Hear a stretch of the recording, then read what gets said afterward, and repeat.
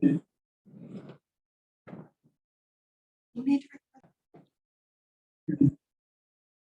going to call the executive committee meeting to order. Looking for a motion to adopt the agenda. I'll make a motion to adopt the agenda as presented. Second. Any discussion? All in favor? Aye. Carries. How about our minutes of our May 31st meeting? Motion to approve. Second. Any discussion on the minute? All in favor? Aye. Carries. Are there any public comments? No public comments, Mr. Chair. Any supervisors not seated as committee members? All right, this is going to be very quick. How about a divisional update?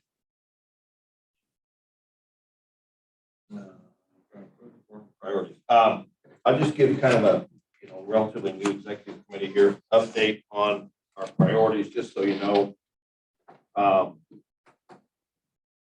We will be releasing here in the next few days the RFP to do the feasibility study on the Gandy Dancer to look at, is there a way to connect somewhere in that area, St. Croix Falls to Burnett County. That was in the master plan. So this is just releasing the RFP to see what kind of bids we get coming back. In terms of another priority, broadband, of course, the matching funds grant has been resolved or passed. We have not heard yet from the state, but I think we will be finding out in the next few weeks which grants will be accepted. We're hopeful, and we think that Polk County will get at least a few of those. In terms of crime and safety, of course, we've already passed with ARPA funds the expanding our radio system, and then also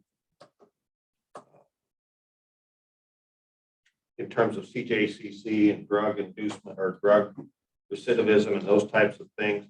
I can tell you that in CJCC, with our new hire as the coordinator and so on, we are speeding up the process to assess people more quickly when they come into the system and get them into the correct program. In the past, there seemed to be glitches or roadblocks. We weren't even assessing people if they were candidates to be in these programs. And so now we're working on the coordination of that and getting more people assessed. The more people we get into these programs, whether it be drug court, first offender, alcohol problems, those types of things, we think in the long run that will help. We have also have added a drug-free community grant coordinator, and we'll be doing that program. It really focuses on drug endangered children and helping ensure that they're safe and aren't getting involved in drugs. So those were some of the priorities that the board had set, and we continue to focus on those in our daily activities. Right? Questions, comments?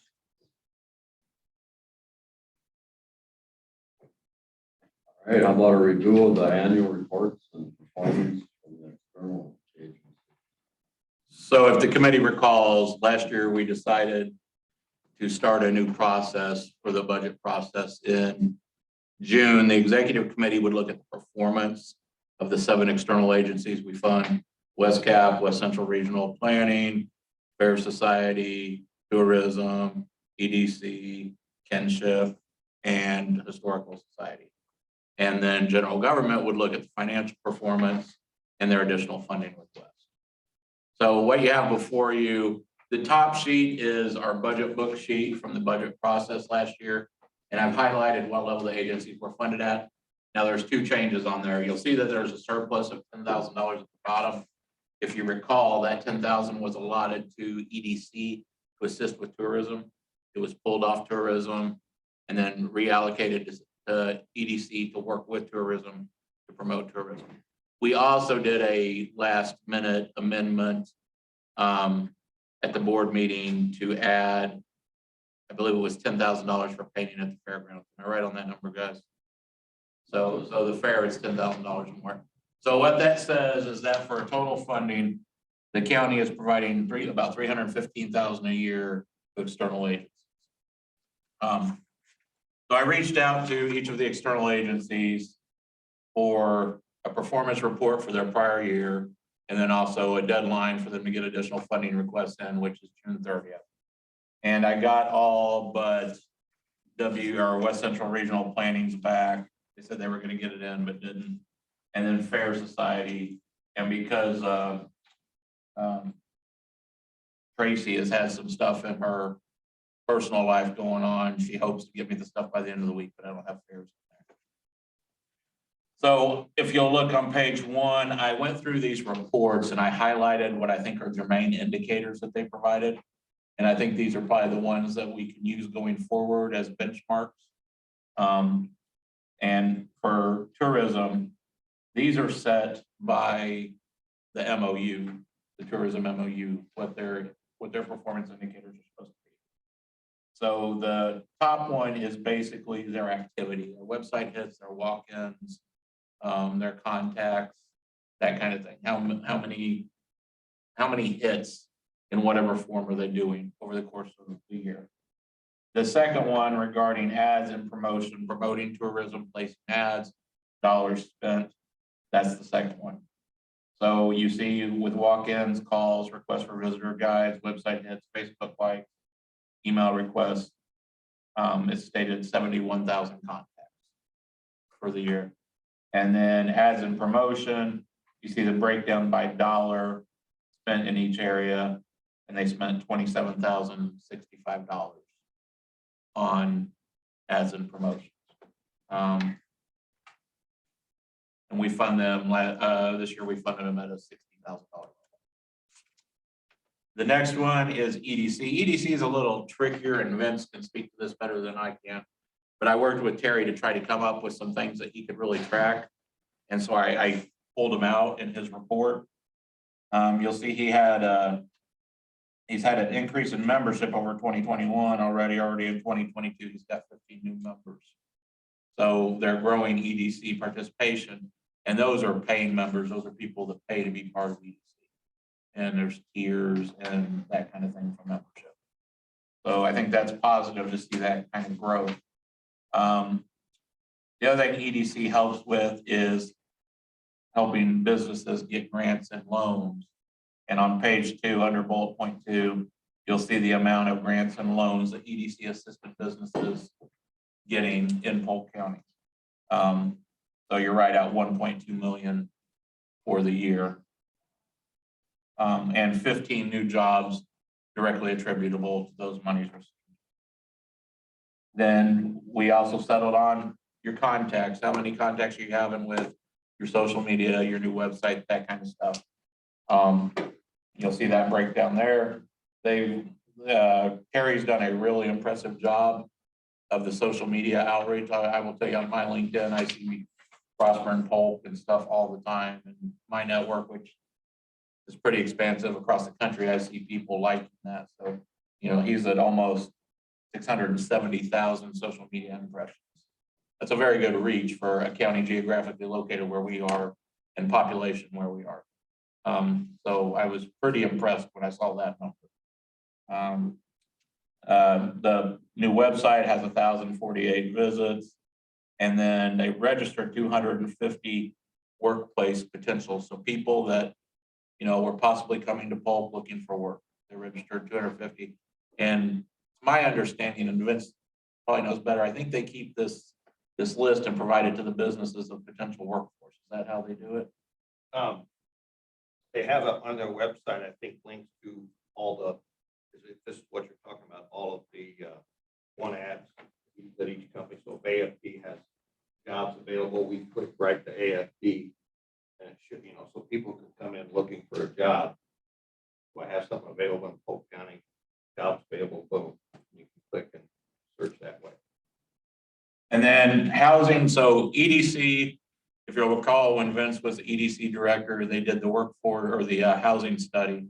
And then EDC has really been spearhead on housing alternatives, housing ideas, how to expand the market here. We all know we have a real housing crunch here, not just for locals, but for people trying to locate here. So these are some things, these three things are things that EDC did through the course of the year to help promote housing development, to work towards that housing crunch and solving that.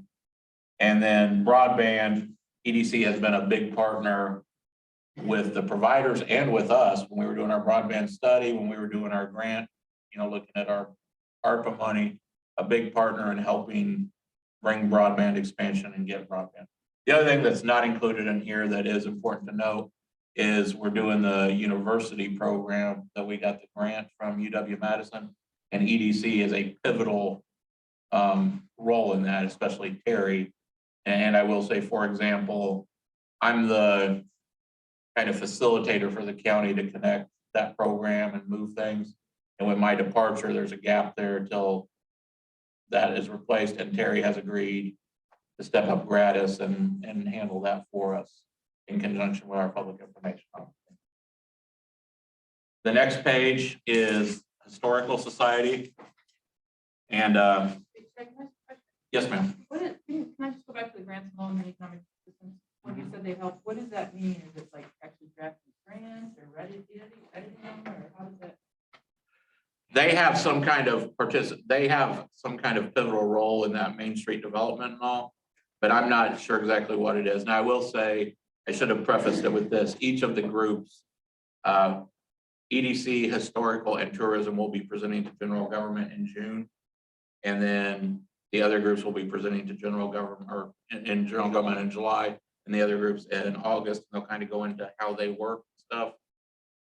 But the grants, Vince may know, I got a little lost, but Terry was telling me exactly what they do with those. It's, he's kind of a focal point of communication. So he is aware of the grants. He goes out and actually informs businesses what they might be available for. Or a lot of times we get phone calls in that office, and they're just saying, hey, I'm struggling. Are there any, can the county give us any money? Do you have any money? We hear that a lot. But he's the one that can say, hey, here's based on what you're telling me, you might be eligible for this. And then he writes up the letter of support and tries to. Okay, good, because that technical assistance is really good for anyone, Yeah. any of these groups, to help with that grant world. A little bit hard. Correct. Vince, didn't we turn the sports complex over to EDRC? To the EDC. Yeah. Not to this one? Oh, that is the EDC, yeah. Yeah, the the EDC. EDC. Economic Are they development. reporting anything on that or doing anything? Yes. Basically, we have SFA, Susie Fisher, I believe is her name, coming to our July 4th meeting, plan now to give the final presentation of the market study. The thought being that it would give us the opportunity to introduce this to the new board to get a fresh look at it. The next page is Polk County Historical Society. And this is a new method of presentation they made, and I really like it. They too, their metrics are dictated by the MOU. So when we redid the MOUs, we settled on specific benchmarks and metrics for these agencies, tourism and historical society. So they really break out into a few categories: number of days open to the public, educational events, school visits, the total number of visitors, total amount of donations exclusive of what the county gives them, the total amount of in-kind donations, total fundraising overall exclusive of what the county gives them, total grants, and then total volunteer hours. And you see their production numbers down there. They have some really good, the metrics for the museum are pretty identifiable, and they're good tracking metrics. So I think that's going to be a really good benchmark to go forward with.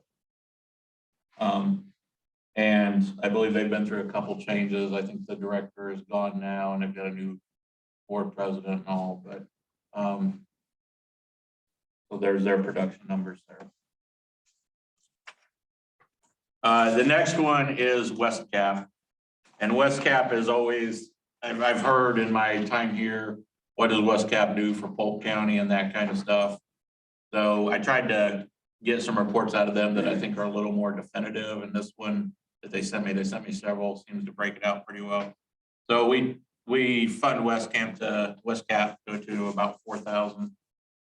And if you look at the third page, I've got a bottom line highlighted. These 3 pages are the specific programs and work they've done in Polk County, because they track by county.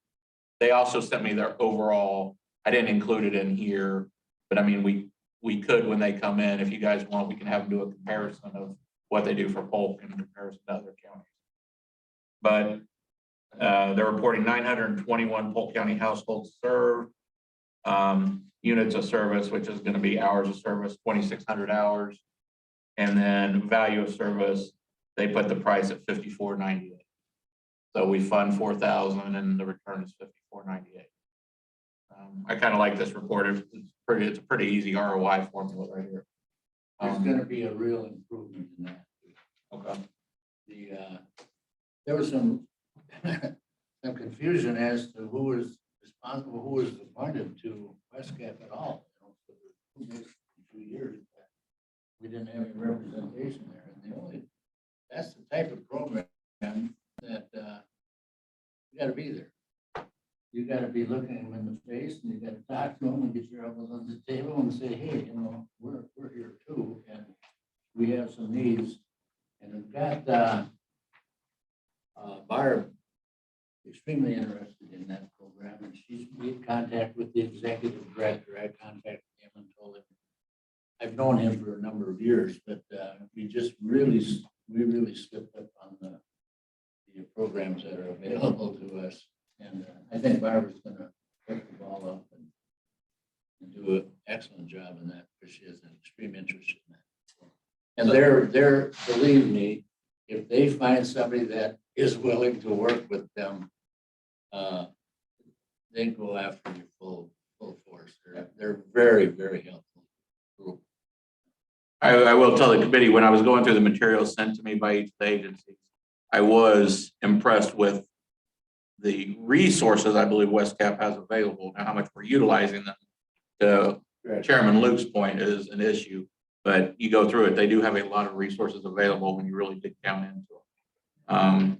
So I'm going to ask Mr. Kildee, their executive director, to kind of do a comparison over the years of these numbers, like a few years, how is it compared, but also maybe dig into the programs a little more than the programs I've seen in the past when I juggle them. Base with Barb too on that. Okay. Because I've been trying to keep her apprised of everything that's going on between Polk County and that executive director. He's a great guy. Really is. He's very responsive. Yeah, and very interested in his job. He's very good at it. The last report in here, the fifth, not in any order, is kinship. If the board recalls, during the budget process, the board decided to treat kinship as an outside agency going forward rather than a pass-through from community service. So I worked with Lisa, and Lisa Thanig, their director, using our template, copied our budget book and how our template works. And you'll see their program overview, their mission. Of course, she sent me a lot of material too, but I think this is the most descriptive of what the county's used to. Her and I talked about some metrics for them, for their performance. We funded them at $38,000 last year. The top line on page 2 of theirs is represented as a percentage of revenue, of their overall revenue, where their funding comes from. Polk County, the contract is 19% of their revenue for 2021. Fundraising and sponsorships was 26%. Individual donations were 20%, and foundations and grants were 35%. So that's how their funding and revenue shook out percentage base, which I think is a good way of showing it. And then down here for performance indicators, they provided school-based matches. And these are, kids matched with a mentor through school, community-based matches, total matches overall, total volunteer hours of their mentors, and then the total value of volunteer hours, which of course is used with a standard federal formula for grants and how you value the hours. What is that number now? Okay. I I honestly can't remember. For some reason, I'm thinking it's like 25.98 or something like that. I knew it well during the storm, but it's been 3 years, so now I'm not sure what it is. 216,000 divided by 75. I should have probably broken that Oh, no, out. That's a good question, Supervisor Middleton.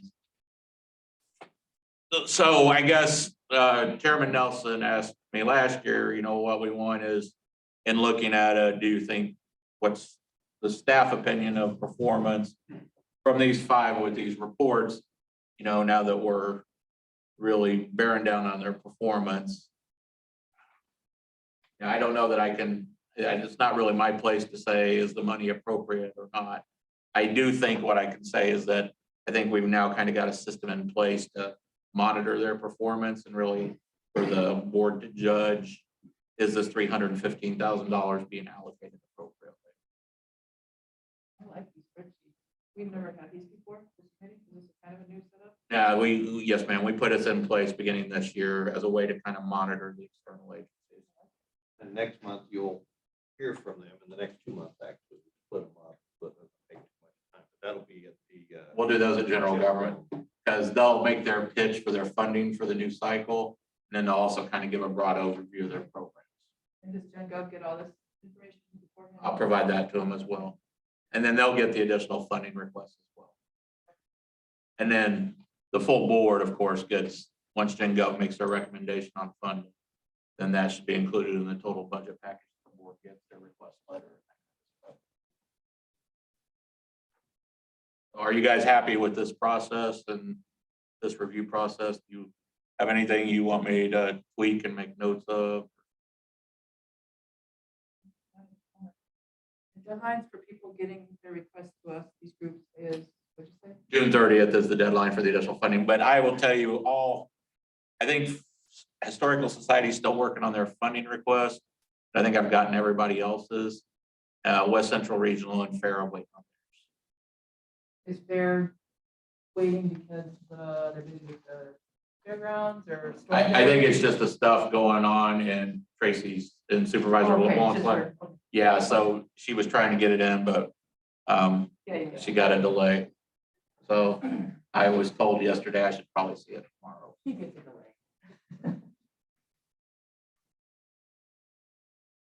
All right, let's review the ethics policy for county board members.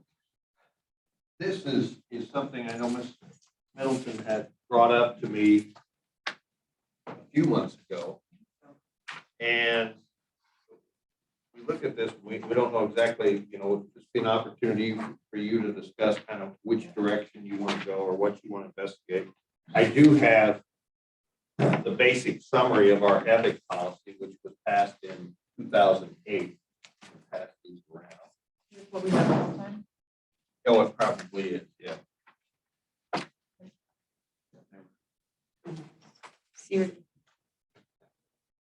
But, yeah, so we kind of look at this, say this is probably not something we're gonna decide on today. So really, we actually have it on our work plan for like the next 3 months, if this is something that we all want to dig into.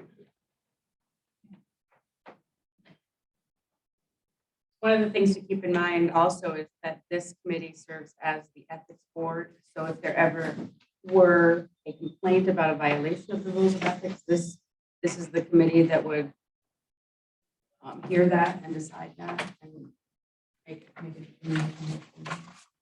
We then reconvene as an ethics board, so we like adjourn and then reconvene or something, how does that? Right, it work? would be in closed session.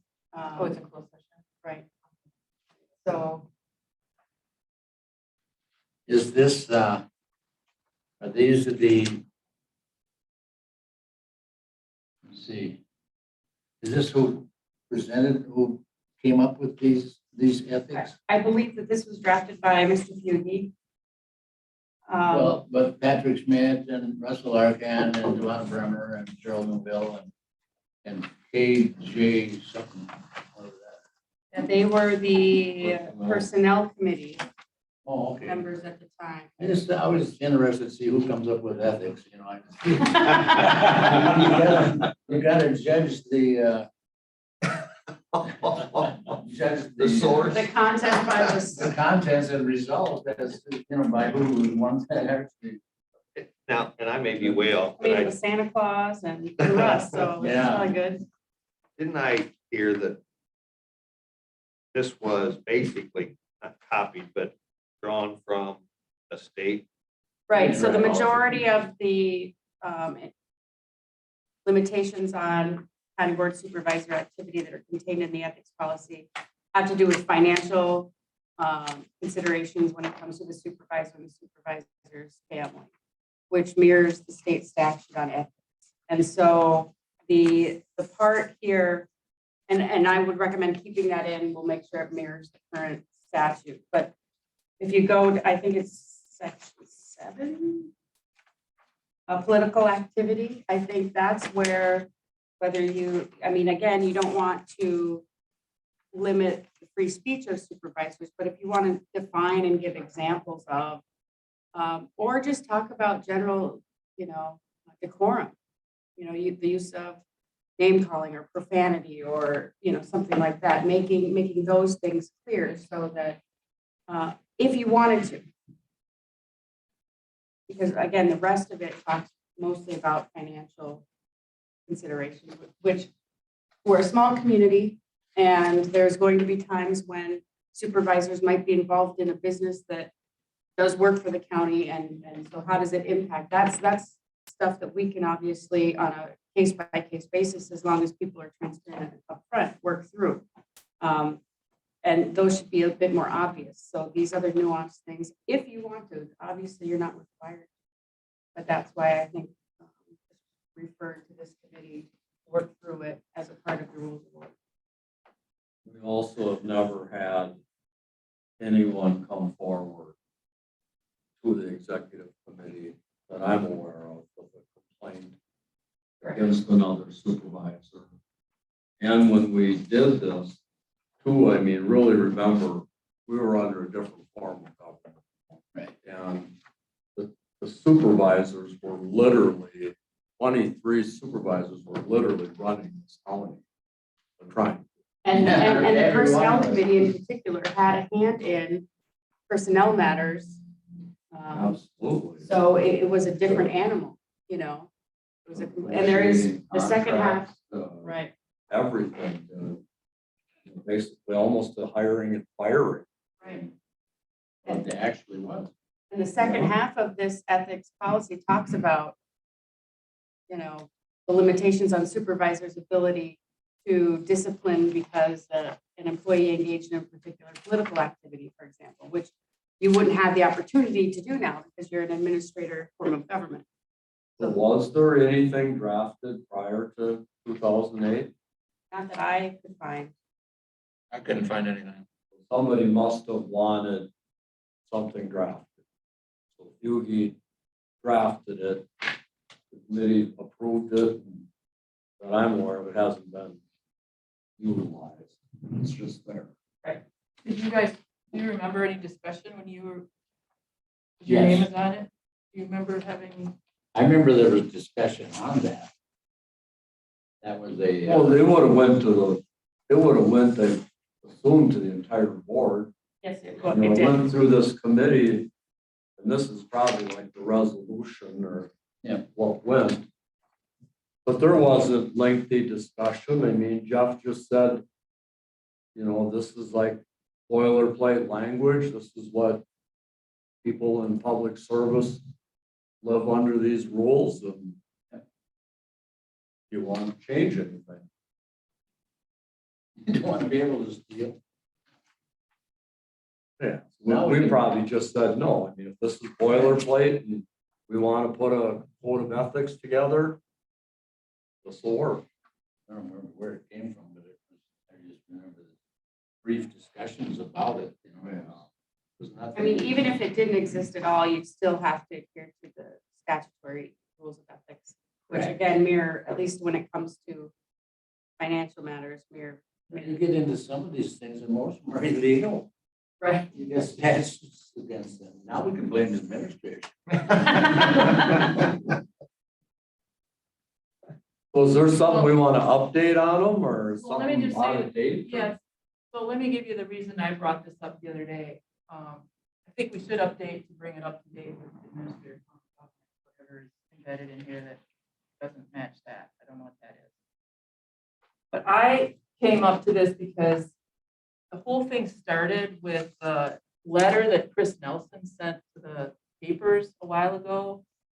And it was during campaign season, and it said, I'm sorry, I'm not completely prepared today I guess I could come tomorrow with a printout or next time with the letter printout. But the letter said, I'm just paraphrasing, so don't quote me. My job as board chair is to notify you that there's these, what is my term? I'm a radical extremist activist in our community, and you should be warned, blah, blah, blah, blah, blah, blah, blah. And this was in the papers during campaign season. And so I looked at that and I, obviously it's sort of disconcerting, but it was, to me, it was like, well, this doesn't seem like the role of the chair. The chair's job is to set the agendas, make appointments, run the meetings, Don't tell us what that make jokes, is.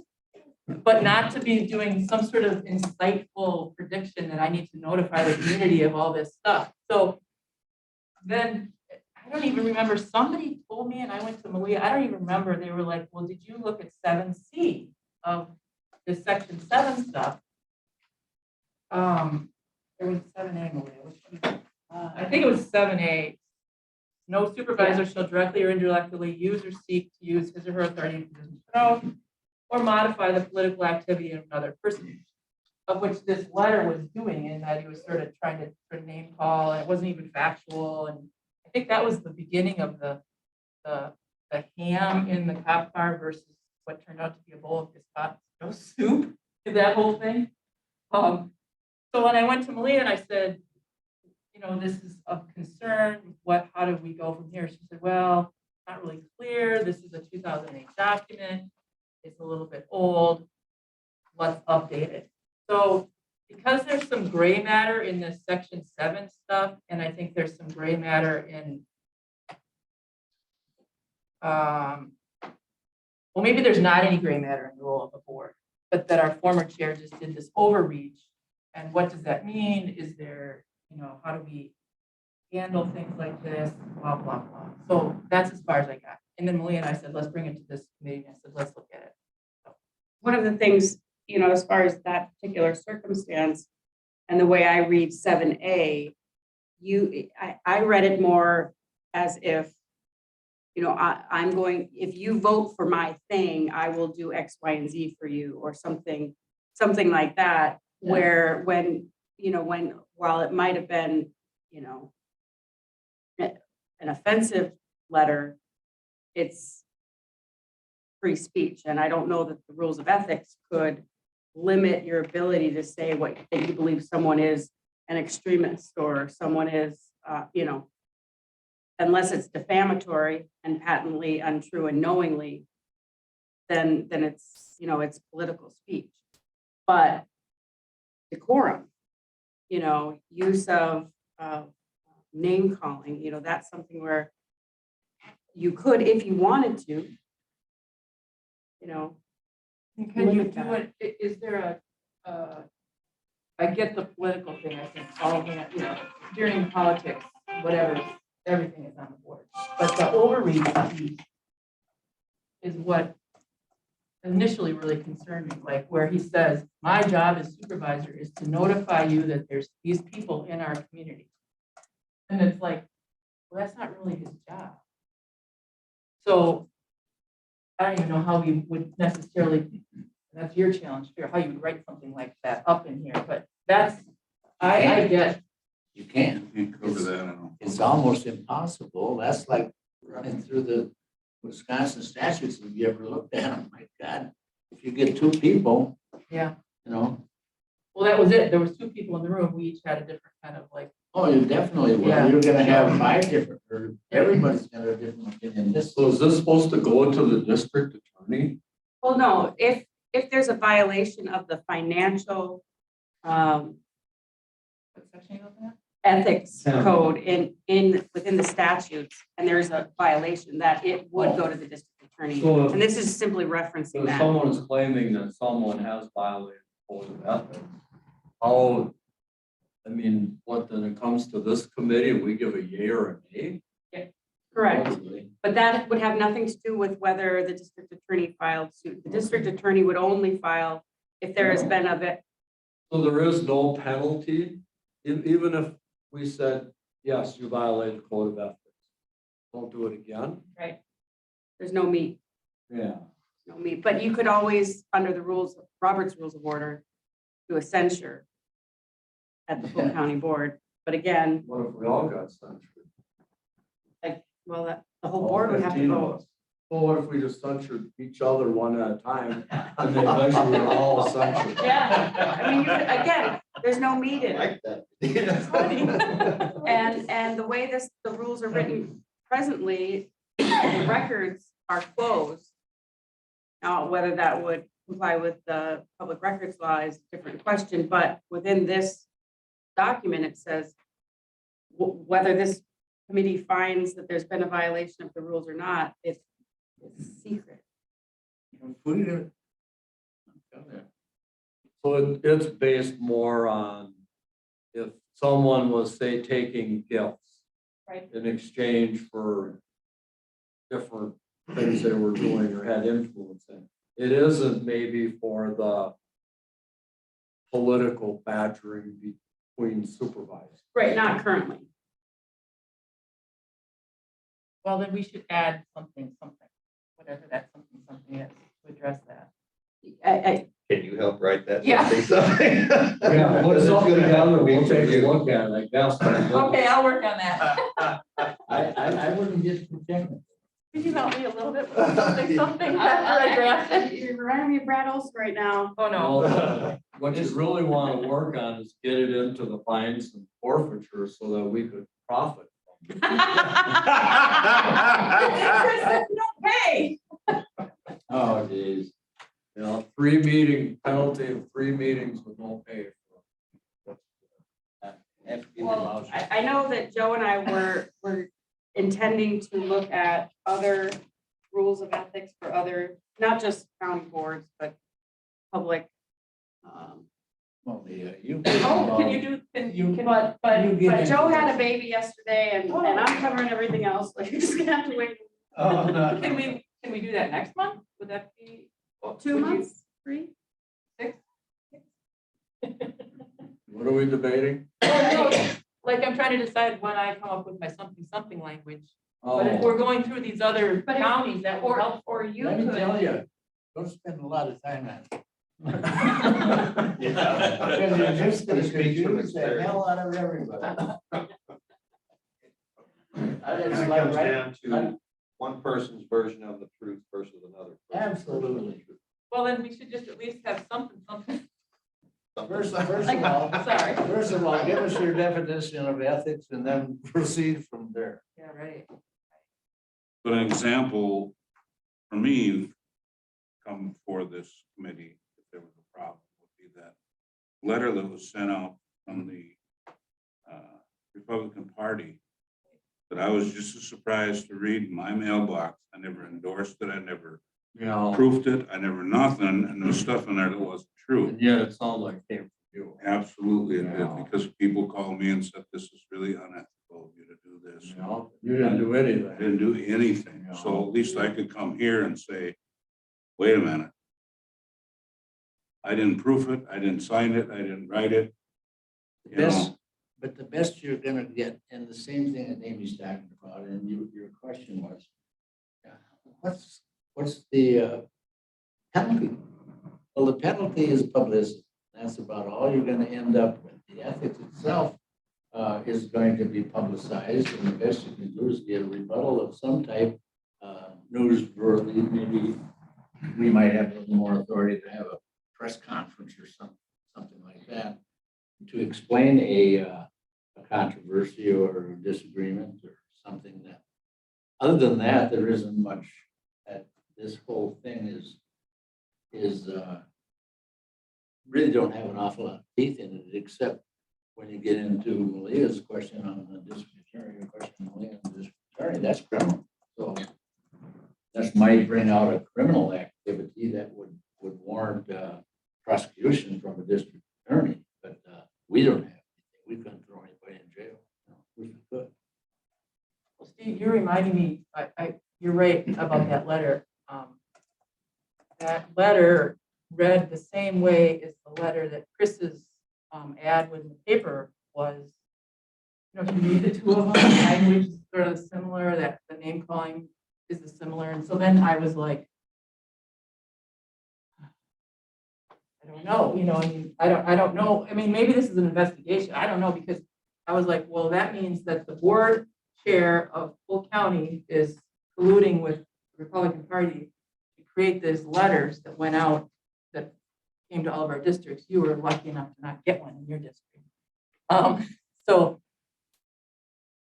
you know, that connection piece, the collusion or whatever you call it, is also another sort of concerning thing that you're reminding me of that piece. So, whenever that's worth.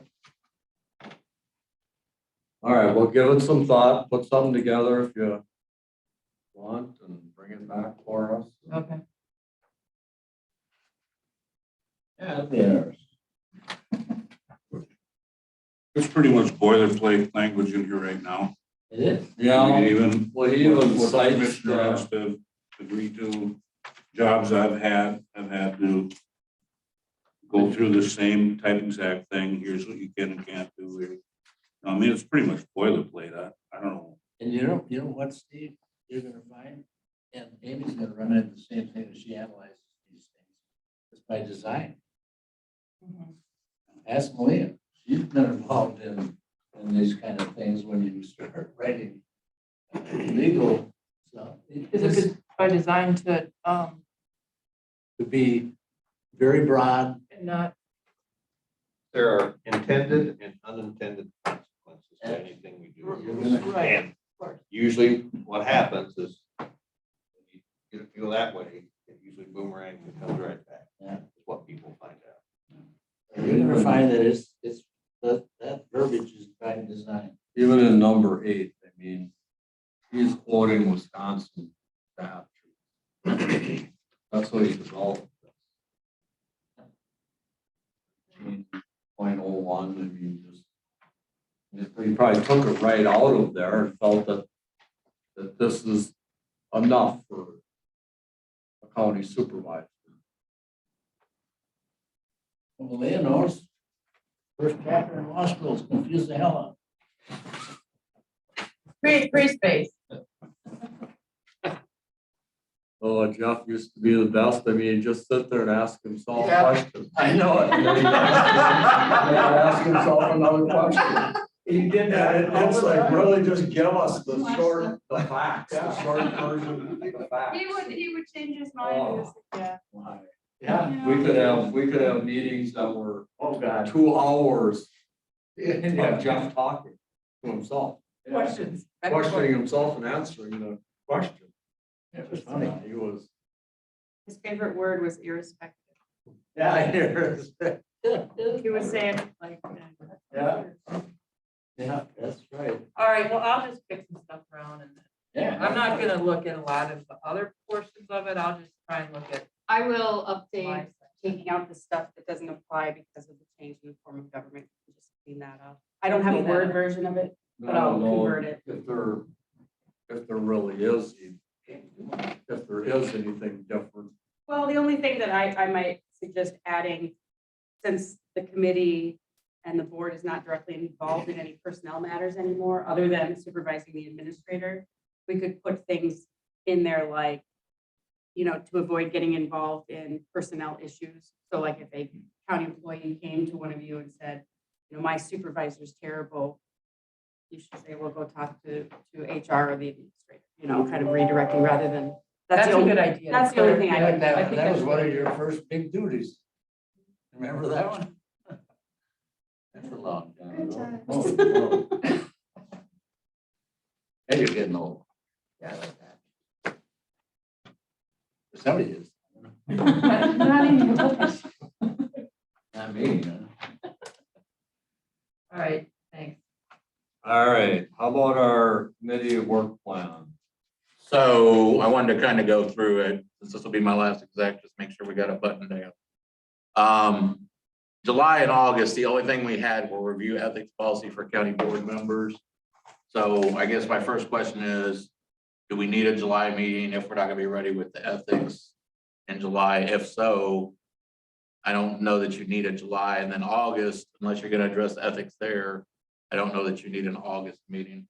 We're getting into budget season, things get pretty busy, so with nothing there, I mean, do you want to skip a July and August unless something emerging comes out?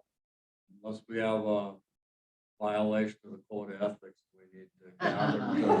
All right, That would be, gotta have weekly meetings. all right. And then September is the same. We have nothing on the work plan or the agenda for September, so you know, we may just want to go through July, August, and September.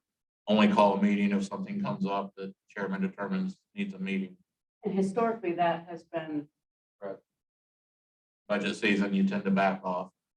October is the annual performance review of Administrator Netherlands. We've used the same similar system for the last couple of years.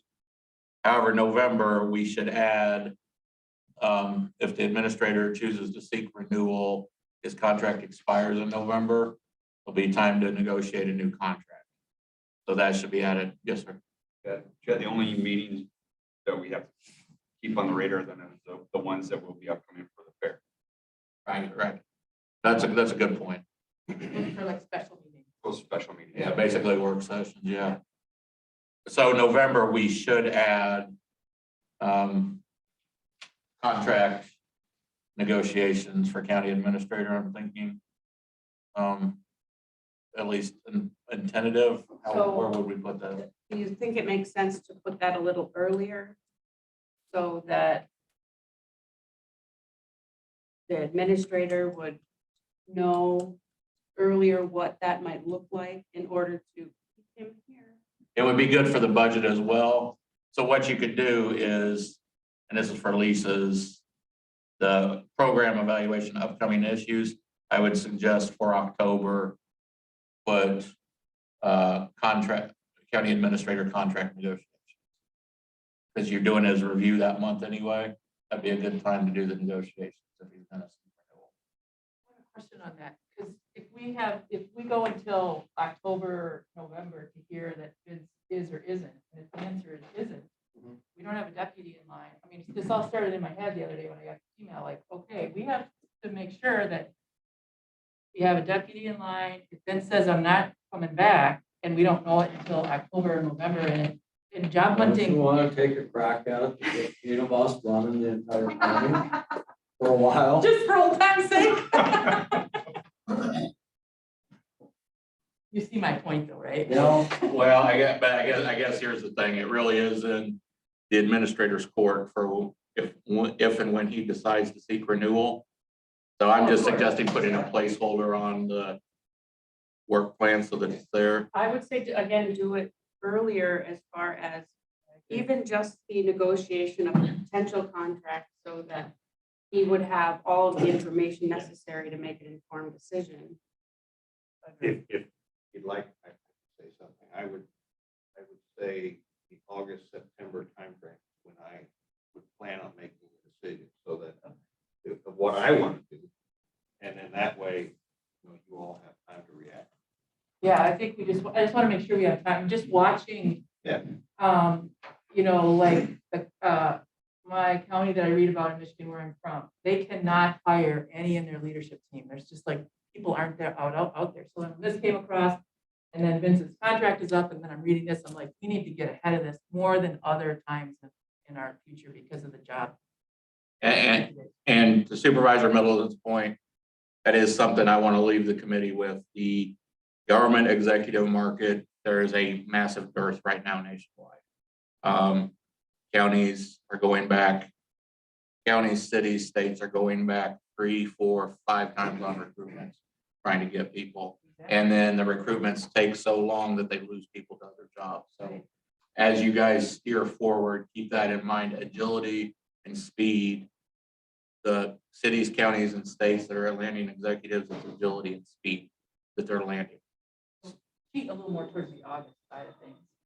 August, yeah, okay. The other thing too, and I'll put a plug in for what we're trying to do is when we invest in our people, sometimes there might be a tendency to, government tuition and benefits and all that.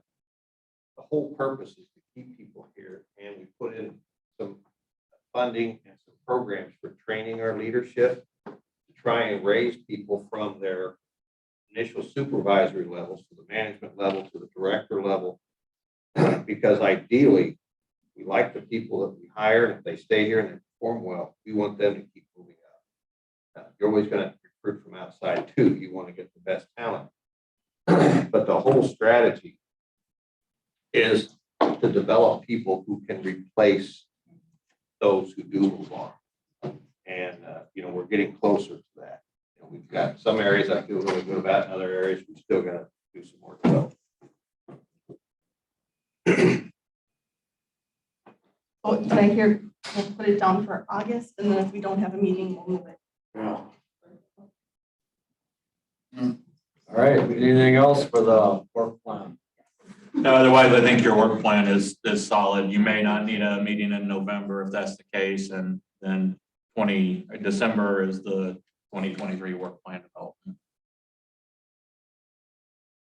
All right, all on subject matters. Says our next meeting July 14th, but I'm guessing we're not going to meet until August. Unless something comes up that we have. Okay, let's have the ethics on there. Just get my calendar. Is that a wedding in August in Alaska? So I might, let me just make sure I'm here then. So that would be August 11th.